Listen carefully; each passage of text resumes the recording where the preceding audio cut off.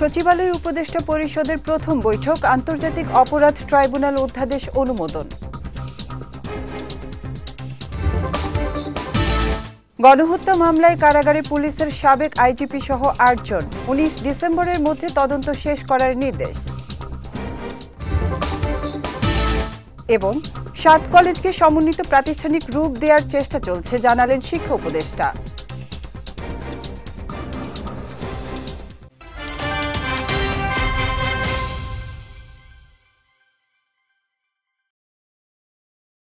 আসসালামু আলাইকুম। বিজয় রাতের সংবাদে আমন্ত্রণ জানাচ্ছি আমি উম্মে কুলসুম। শুনছিলেন শিরোনাম, এবারে বিস্তারিত। আন্তর্জাতিক অপরাধ ট্রাইব্যুনাল আইন সংশোধনের খসড়া অনুমোদন করেছে উপদেষ্টা পরিষদ। এতে রাজনৈতিক দলের বিরুদ্ধে ব্যবস্থা নেওয়ার সুযোগ রাখা হয়েছে। আজ সচিবালয়ে অনুষ্ঠিত উপদেষ্টা পরিষদের বৈঠকে এ অনুমোদন দেয়া হয়। প্রধান উপদেষ্টা ডক্টর মোহাম্মদ ইউনুস বৈঠকে সভাপতিত্ব করেন। অন্তর্বর্তীকালীন সরকার গঠনের পর সচিবালয় উপদেষ্টা পরিষদের প্রথম বৈঠক এটি। বৈঠকে মুজিব বর্ষ উদযাপনের ১,২৬১ কোটি টাকা বরাদ্দ বাতিলের পাশাপাশি বিদ্যুৎ ও জ্বালানি সরবরাহের দ্রুত বৃদ্ধি সম্পর্কিত বিশেষ বিধান আইন ২০১০ রহিতকরণের নীতিগত সিদ্ধান্ত নেওয়া হয়। এছাড়া বৈঠকে প্রতি বছর ১৮ ডিসেম্বর আন্তর্জাতিক অভিবাসী দিবস এবং জাতীয় প্রবাসী দিবস একসঙ্গে উদযাপন করার সিদ্ধান্ত নেওয়া হয়। বৈঠক শেষে মন্ত্রিপরিষদ সচিব শেখ আব্দুর রশিদ সাংবাদিকদের বিস্তারিত জানান। টাইমস ট্রাইব্যুনাল অ্যামেন্ডমেন্ট অর্ডিন্যান্স ২০২৪-এর খসড়া নীতিগত চূড়ান্ত অনুমোদন হয়েছে। বিদ্যুৎ ও জ্বালানির দ্রুত সরবরাহ বৃদ্ধি বিশেষ বিধান আইন ২০১০, যেটা ২০২১ সালেও সংশোধিত হয়েছিল, সেটা রহিত করার একটা প্রস্তাব ছিল বিদ্যুৎ, জ্বালানি ও খনিজ সম্পদ মন্ত্রণালয় থেকে। অনেক আলাপ আলোচনার পরে সেটিও গৃহীত হয়েছে। প্রতি বছর ১৮ ডিসেম্বর তারিখে আন্তর্জাতিক অভিবাসী দিবস পালন করা হয় আন্তর্জাতিকভাবে, আর আমাদের জাতীয় প্রবাসী দিবস উদযাপিত হয় ৩০শে ডিসেম্বর তারিখে। একই বিষয়ে একই প্রতিপাদ্য নিয়ে আমাদের ১২ দিন পর পর দুটো অনুষ্ঠান করা, এটার গুরুত্ব অনেক সময় কমে যায়। এই চিন্তা করে সিদ্ধান্ত হয়েছে, এটা প্রবাসী কল্যাণ মন্ত্রণালয় থেকে এই প্রস্তাব এসেছিল, সিদ্ধান্ত হয়েছে যে দুটোকে মার্চ করে আমরা ১৮ তারিখ, ডিসেম্বর মাসে ১৮ তারিখ প্রতি বছর আন্তর্জাতিক অভিবাসী দিবস এবং জাতীয় প্রবাসী দিবস উদযাপন করব। জুলাই আগস্ট গণহত্যায় পুলিশের সাবেক আইজিপি আবদুল্লাহ আল মামুন ও সাবেক সেনা কর্মকর্তা অবসরপ্রাপ্ত মেজর জেনারেল জিয়াউল আহসান সহ ৮ জনকে গ্রেপ্তার দেখিয়ে কারাগারে পাঠানো হয়েছে। একই সঙ্গে আগামী ১৯ ডিসেম্বরের মধ্যে তদন্ত শেষ করে প্রতিবেদন জমা দেওয়ার নির্দেশ দিয়েছেন আন্তর্জাতিক অপরাধ ট্রাইব্যুনাল। আজ আন্তর্জাতিক অপরাধ ট্রাইব্যুনালের চেয়ারম্যান বিচারপতি মোহাম্মদ গোলাম মর্তুজা মজুমদারের নেতৃত্বে ৩ সদস্যের ট্রাইব্যুনাল এই আদেশ দেন। এর আগে সকালে ট্রাইব্যুনালে ওই ৮ কর্মকর্তাকে প্রিজন ভ্যানে করে হাজির করা হয়। মামলায় ৮ জনের মধ্যে ৬ জনকে আজ গ্রেপ্তার দেখানো হয়। তারা হলেন সাবেক আইজিপি চৌধুরী আবদুল্লাহ আল মামুন, এনটিএমসির সাবেক মহাপরিচালক জিয়াউল আহসান, যাত্রাবাড়ী থানার সাবেক ভারপ্রাপ্ত কর্মকর্তা আবুল হাসান, বরখাস্ত হওয়া ঢাকা জেলার অতিরিক্ত পুলিশ সুপার আবদুল্লাহিল কাফি, গুলশান থানার সাবেক ওসি মোহাম্মদ মাজহারুল হক ও ঢাকা মহানগর পুলিশের গোয়েন্দা বিভাগের সাবেক পরিদর্শক মোহাম্মদ আরাফাত হোসেন।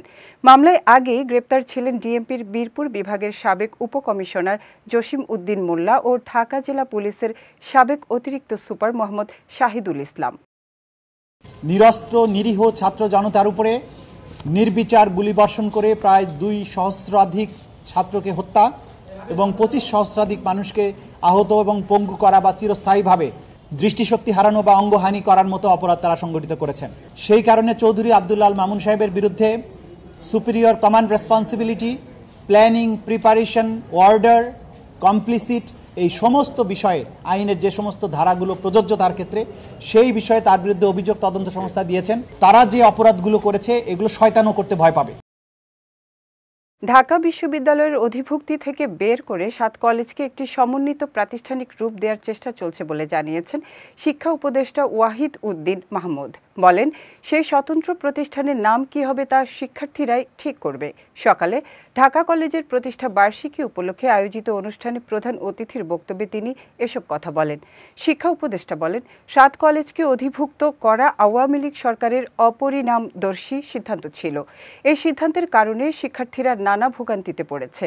এ সময় তিনি ভোগান্তিতে পড়া শিক্ষার্থীদের প্রতি সমবেদনা জানান। বলেন, অধিভুক্ত কলেজগুলোকে কিভাবে স্বতন্ত্র প্রাতিষ্ঠানিক রূপ দেয়া যায় সেজন্য একটি কমিটি করা হয়েছিল। সেই কমিটির কাজ প্রায় শেষ পর্যায়ে। অন্তর্বর্তী সরকারের মেয়াদ খুব অল্প, তাই দ্রুত কাজটি শেষ করতে চান বলেও উল্লেখ করেন শিক্ষা উপদেষ্টা। সরবরাহ ব্যবস্থাপনায় দুর্বলতার কারণে নিত্যপণ্যের দাম কমছে না বলে মন্তব্য করেছেন বাণিজ্য উপদেষ্টা শেখ বশির উদ্দিন। তিনি বলেন, সরকার মাঠ পর্যায়ে তদারকি সহ পণ্য আমদানির মাধ্যমে বাজারে সরবরাহ বাড়িয়ে নিত্যপণ্যের দাম নিয়ন্ত্রণের চেষ্টা করছে।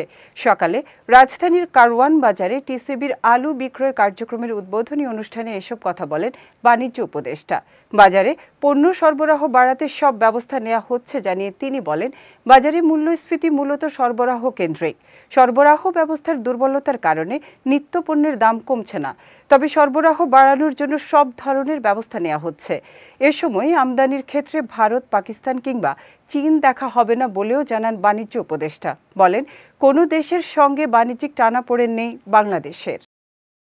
আমদানি পর্যায়ে দেশের যে স্থানীয় মজুদ বিভিন্ন পণ্যের আছে এবং আমরা রমজানকে সামনে রেখে সকলে সমন্বিতভাবে কাজ করছি।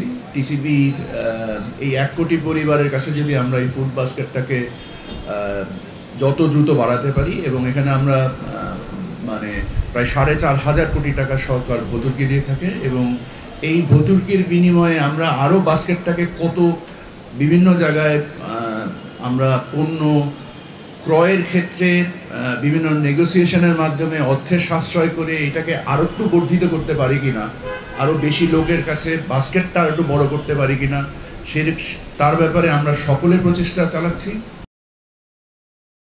যেসব গণমাধ্যম আন্দোলনকারী শিক্ষার্থীদের সন্ত্রাসী আখ্যা এবং আওয়ামী লীগের শাসনামলে ফ্যাসিবাদী বয়ান তৈরি করেছে, সেগুলো চিহ্নিত করা হবে বলে জানিয়েছেন প্রধান উপদেষ্টার প্রেস সচিব শফিকুল আলম। সকালে জাতীয় প্রেস ক্লাবে আয়োজিত এক আলোচনা সভায় তিনি একথা জানান। বলেন, গণমাধ্যমে গত 16 বছরে কার কী ভূমিকা ছিল তা নিয়ে গবেষণার প্রয়োজন। প্রেস সচিব আরও বলেন, শেখ হাসিনার প্রতিটি প্রেস কনফারেন্স প্রমাণ ধরে কোন সাংবাদিকের ভূমিকা কেমন ছিল সেটা ধরে পদক্ষেপ নেবে সরকার। গত 15 বছরে কি ধরনের ভয়াবহ জার্নালিজম হয়েছে সেটা জানেন, বা কিছু না পারলেও 1 জুলাই থেকে 5 আগস্ট পর্যন্ত যে জার্নালিজমটা হয়েছে, অনেকে যারা করেছেন, বা টিভিতে যেভাবে আমাদের স্টুডেন্টদেরকে, হিরোদেরকে তারা সন্ত্রাসী বলেছে, মিসক্রিয়েন্ট বলেছে, সেগুলো জানা উচিত।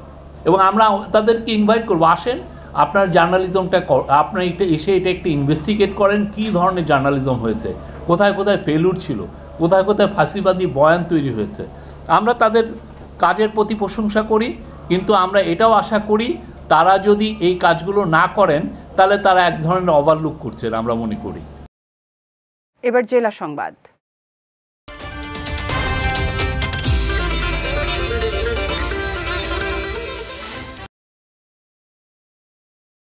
অল্প সময়ের মধ্যেই চিকিৎসার জন্য বিদেশে যাবেন বিএনপি চেয়ারপারসন বেগম খালেদা জিয়া। সকালে ফেনীতে বন্যায় অসহায় পরিবারকে পুনর্বাসন ও শিক্ষা উপকরণ বিতরণ অনুষ্ঠানে একথা জানিয়েছেন দলের মহাসচিব মির্জা ফখরুল ইসলাম আলমগীর। তিনি বলেন, শেখ হাসিনা সহ যারা গণহত্যা চালিয়েছে তাদের অবশ্যই বিচার করতে হবে, তবে আওয়ামী লীগ নিষিদ্ধ হবে কিনা তা জনগণই ঠিক করবে। রাজনৈতিক দল হিসেবে বিএনপি কাউকে বাধা দিতে পারে না। একই সঙ্গে জুলাই গণ অভ্যুত্থানের মাধ্যমে তৈরি হওয়া ঐক্য যেন কোনোভাবে বিনষ্ট না হয় সে ব্যাপারে সবাইকে সজাগ থাকার আহ্বান জানান বিএনপি মহাসচিব। আশা করেন জঞ্জাল সাফ করে দ্রুত নির্বাচন দেবে অন্তর্বর্তী সরকার।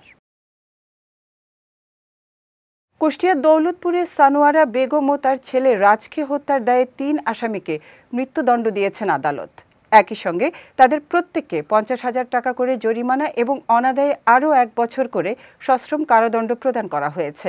দুপুরে কুষ্টিয়ার অতিরিক্ত জেলা ও দায়রা জজ আদালতের বিচারক সোহানী ভূষণ আসামিদের উপস্থিতিতে এ রায় ঘোষণা করেন। মামলার বিবরণে জানা যায়, 2019 সালের 17 নভেম্বর রাতে সানোয়ারা বেগম তার ছেলেকে নিয়ে নিজ বসতঘরে ঘুমিয়েছিলেন। এ সময় আসামিরা চুরি করার জন্য তাদের বসতঘরে প্রবেশ করেন। সানোয়ারা বেগম জেগে ওঠে চিৎকারের চেষ্টা করলে তাকে শ্বাসরোধে হত্যা করা হয়। একইভাবে তার ছেলে রাজকেও হত্যা করে আসামিরা। এই আসামিদের মধ্যে 2 জন একজন হলো লালচাঁদ আর একজন হলো আলী আকবর। এরা কনফেশনালমূলক স্টেটমেন্ট দিয়েছেন। সেই স্টেটমেন্টে নিজেদেরকে দোষী হিসাবে ম্যাজিস্ট্রেটের কাছে, বিজ্ঞ ম্যাজিস্ট্রেটের কাছে স্বীকারোক্তি দিয়েছেন। সার্বিক বিবেচনায় বিজ্ঞ আদালত এই মামলায় সন্দেহাতীতভাবে 302 এবং 34 ধারার প্রমাণিত হয় মৃত্যুদণ্ডে দণ্ডিত করেছে। প্রধানমন্ত্রীর হাতে সব ক্ষমতা দেওয়ার কারণে শেখ হাসিনার মতো দৈত্য সৃষ্টি হয়েছিল। ভবিষ্যতে যেন এমন না হয়, সেজন্য ক্ষমতার বন্টন ও ভারসাম্য রক্ষা করতে হবে বলে মন্তব্য করেছেন বিএনপির স্থায়ী কমিটির সদস্য আমির খসরু মাহমুদ চৌধুরী। আজ কুড়িগ্রামের উলিপুর উপজেলা বিএনপি ও এর অঙ্গ সংগঠন আয়োজিত জনসভায় তিনি এমন মন্তব্য করেন। বলেন, তারেক রহমান জাতীয় সরকার গঠনের ঘোষণা দিয়েছে। জনগণের রায়ে বিএনপি আগামী নির্বাচনে জয়ী হলে জাতীয় সরকারের মাধ্যমে রাষ্ট্র কাঠামো মেরামতের 31 দফা বাস্তবায়ন করবে।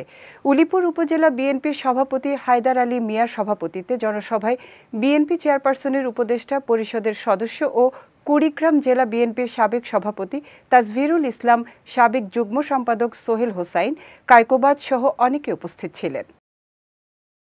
আগামী দিনে নির্বাচনের পরে জনগণ যদি আমাদেরকে রায় দেয়, তারেক রহমান সাহেব জাতীয় সরকার গঠনের ঘোষণা দিয়েছে এবং সেই জাতীয় সরকার 31 দফার সংস্কার বাস্তবায়ন করবে।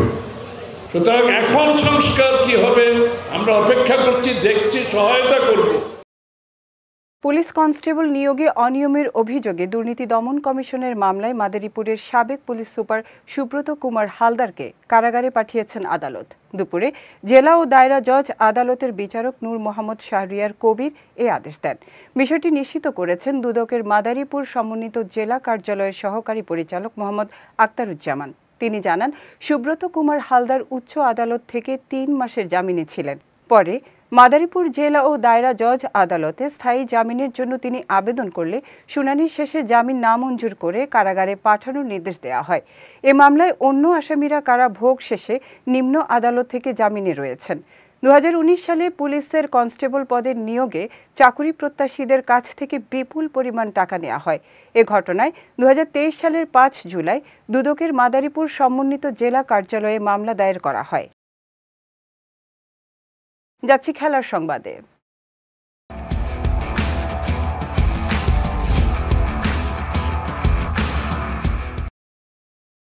আসন্ন চ্যাম্পিয়ন্স ট্রফিতে পাকিস্তানে ভারতের অংশগ্রহণকে ঘিরে তুমুল বিতর্কের মধ্যেই এবার দৃষ্টিহীনদের টি-20 বিশ্বকাপ থেকে নিজেদের নাম প্রত্যাহার করেছে ভারত।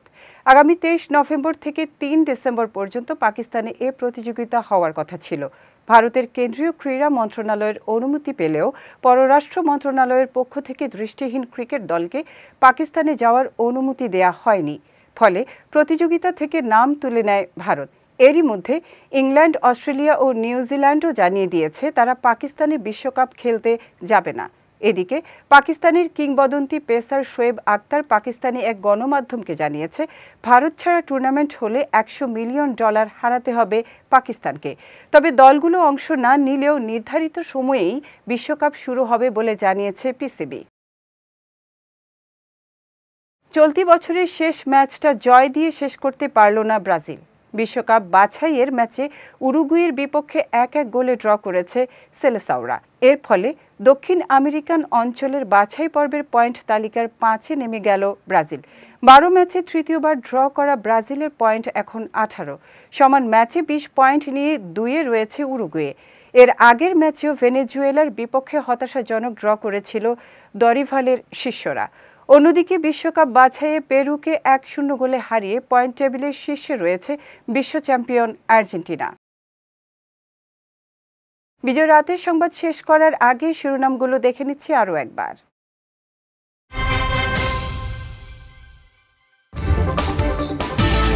সচিবালয়ের উপদেষ্টা পরিষদের প্রথম বৈঠক, আন্তর্জাতিক অপরাধ ট্রাইব্যুনাল অধ্যাদেশ অনুমোদন। গণহত্যা মামলায় কারাগারে পুলিশের সাবেক আইজিপি সহ 8 জন, 19 ডিসেম্বরের মধ্যে তদন্ত শেষ করার নির্দেশ। এবং 7 কলেজকে সমন্বিত প্রাতিষ্ঠানিক রূপ দেওয়ার চেষ্টা চলছে, জানালেন শিক্ষা উপদেষ্টা।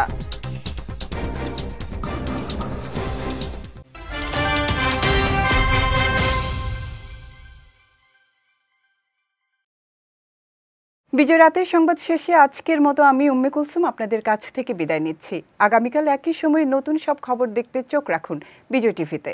এছাড়াও আজকের বিজয় রাতের সংবাদের ভিডিও দেখতে পারেন আমাদের ইউটিউব এবং ফেসবুক পেজে। আমাদের ইউটিউব হলো youtube.com/bijoytvofficial এবং আমাদের ফেসবুক পেজ হলো facebook.com/bijoytvlimited। এতক্ষণ সঙ্গে থাকার জন্য ধন্যবাদ সবাইকে।